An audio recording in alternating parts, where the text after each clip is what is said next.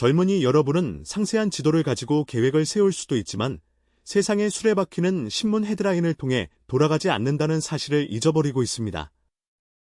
최근 우리 모두가 잘 알고 있는 일본이 대만 문제에 대해 예상치 못한 방향으로 나아갔습니다. 갑자기 대만이 문제라면 일본도 문제다라는 과격한 발언이 등장했다. 다카이치 사나에라는 그 정치인마저도 마치 선물 시장에서 레버리지 펀드를 운용하는 사람처럼 담론을 부풀리려 방아쇠를 끝까지 쥐어짜려고 했다. 하지만 이해하셨나요? 열흘도 안 되어 이 모든 소란은 사라졌습니다. 그것은 리먼 브라더스 파산 전 주말처럼 쓰나미 전의 불길한 고요함처럼 사라졌습니다. 일본은 저장할 견과류도 없이 겨울 다람쥐처럼 조용하게 철수했습니다. 가장 흥미로운 점은 무엇입니까? 탁자 밑에서 계속 서로를 걷어차는 미국, 영국, 프랑스, 러시아가 갑자기 너무 드물어서 무섭기까지 한 방식으로 연설을 정렬했습니다. 도대체 무슨 일이 일어난 걸까요? 움직임은 간단했습니다. 일본, 특히 여전히 아베의 DNA를 갖고 있는 정치인들은 대만 문제를 국제화하려고 노력했습니다. 이는 역사적 부채에 휩싸인 파산한 회사가 갑자기 경쟁사를 손가락질하며 보세요, 저 회사 경영에 문제가 있어요 라고 외치는 것과 같습니다. 목표? 대주주에게 경쟁자에게 압력을 가하도록 요청하면서 벽장에 있는 자체 뼈대에서 시장의 주의를 분산시키십시오. 만약 중국이 평소대로 공식적인 항해, 대만이 중국 영토에 양도할 수 없는 일부라는 연설 등으로 반응한다면 중국은 곧장 일본의 함정에 빠질 것입니다.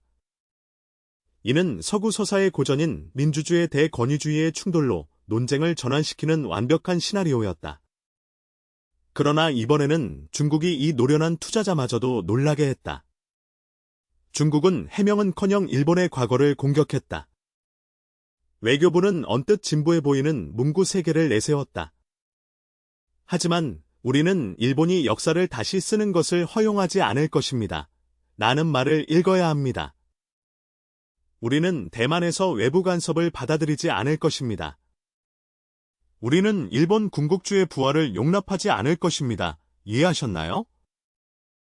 아킬레스건에 대한 유명한 타격입니다. 일본은 대만의 미래에 대해 토론하고 싶었습니다. 중국은 대화를 일본의 과거로 끌고 갔다. 그들은 이 문제를 지역 안보 문제로 규정하기를 원했습니다. 중국은 이를 제2차 세계대전의 유산으로 규정하며 대응했다. 이는 시장에서와 같습니다. 가격을 이길 수 없을 때 제품을 재정의해야 합니다. 스타벅스는 커피를 파는 것이 아니라 제3의 장소를 판다. 애플은 휴대폰을 판매하는 것이 아니라 디지털 경험을 판매합니다. 중국은 주권에 대해 논의하지 않았으며 정당성의 의문을 제기했습니다. 그리고 그게 왜 훌륭했는가? 대만이 우연히 중국과 분리된 것이 아니기 때문이다. 아편전쟁이었습니다. 대만은 우연히 중국으로 복귀한 것이 아니다. 이는 카이로 선언과 포츠담 회담에 담긴 제2차 세계대전 연합군의 승리였다. 일본이 대만 문제는 일본 문제라고 말하는 것은 단순히 내정 간섭이 아니라 전쟁의 결과에 도전하는 것이며 1945년 이후 국제 질서를 부정하는 것이다. 마치 전과자가 형을 마치고 경찰서에 나타나 경찰의 행동을 비판하는 것과 같습니다. 다른 경찰관들은 그 특정 동료를 좋아하지 않을 수도 있지만 범죄자가 회사의 권위에 의문을 제기하는 것을 결코 허용하지 않을 것입니다. 중국이 이 문제를 반파시스트 투쟁이 연속으로 규정한 순간 모든 것이 바뀌었다. 그것은 더 이상 중국과 일본의 싸움이 아니라 전쟁의 승자와 패자의 대결이었습니다. 나는 항상 학생들에게 이렇게 말합니다. 사람들이 특정한 방식으로 행동하는 이유를 이해하지 못한다면 그들의 인센티브를 연구하십시오. 이 힘은 너무나 강력해서 적을 아군으로, 괜찮은 사람을 괴물로 만들 수 있습니다. 이 게임에서 중국은 눈부신 일을 해냈습니다. 자국의 이익을 모든 강대국의 중요한 이익과 일치시켰습니다. 그는 외교 채널을 통해 5개 상임이사국인 유엔 안전보장이사회에 문제의 핵심을 찌르는 질문을 던졌습니다. 일본이 헌법을 개정하고 군사적 한계를 깨고 군국주의를 부활시키는 것에 대해 당신의 입장은 무엇입니까? 이 질문은 시한폭탄입니다. 결국 이 5개국의 정당성은 어디에서 나오는 것인가? 제2차 세계대전의 승리에 관한 것입니다. 이 거부권은 선물이 아니었습니다. 수백만 명의 목숨을 앗아간 것입니다. 그들 중 누구라도 일본을 지지한다면 그들은 자신들의 권위를 부정하는 것이 될 것입니다. 마치 골드만삭스와 모건 스탠리에 의해 시장에서 쫓겨난 소규모 투자자가 나타나 기존 규칙은 틀렸으니 다시 쓰고 싶다고 말하는 것과 같습니다. 거인들은 그를 그냥 무시하는 것이 아니라 연합하여 그를 무너뜨릴 것입니다. 그리고 그것이 바로 일어났습니다.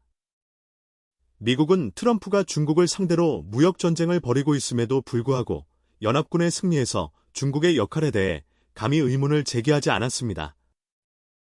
이를 거부하는 것은 루즈벨트의 결정을 거부하는 것과 같습니다.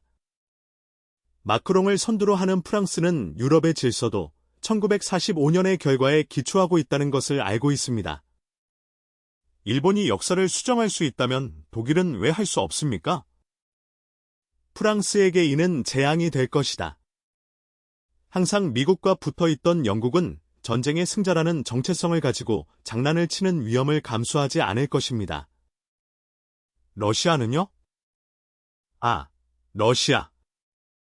문득 일본이 상처를 찌르는 모습을 본 궁지에 몰린 곰, 푸틴 대통령은 단지 맹세만 한 것이 아니라 유엔 헌장 107조를 발동할 수도 있다는 암시를 주었습니다. 이게 뭔지 아세요?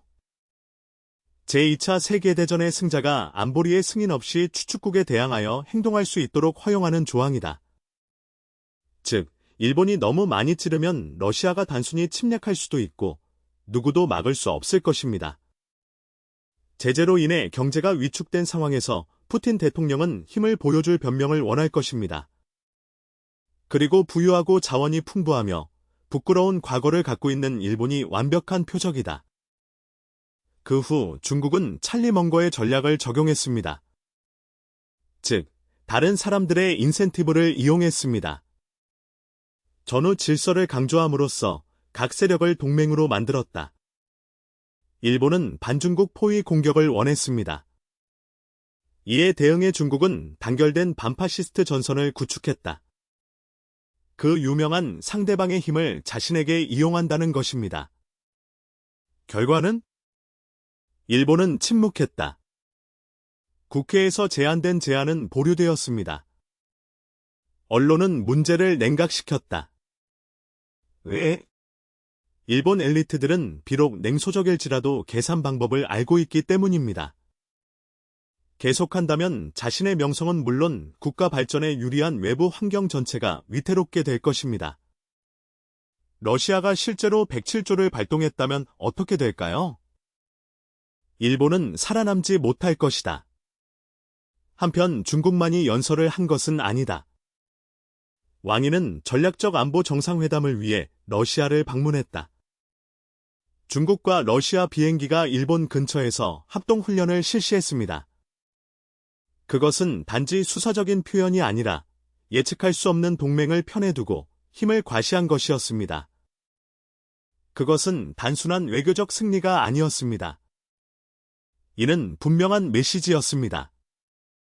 우리에게는 논쟁이 있지만 근육도 있습니다. 이제 내가 왜 이 모든 것을 당신에게 말하는 걸까요? 이 분쟁은 복잡한 세상에서 자산을 보호하고 늘리는 방법에 대한 귀중한 교훈을 주기 때문입니다. 첫째, 기본 규칙에 어긋나는 베팅을 하지 마십시오. 일본이 전후 질서에 도전할 수 없듯이 경제의 기본 법칙을 무시할 수는 없습니다. 그것이 거품이든 주기이든 상관없습니다. 기초는 항상 승리합니다. 둘째, 방어 해자를 식별하십시오. 중국은 카이로 포츠담 선언을 갖고 있다. 당신은요?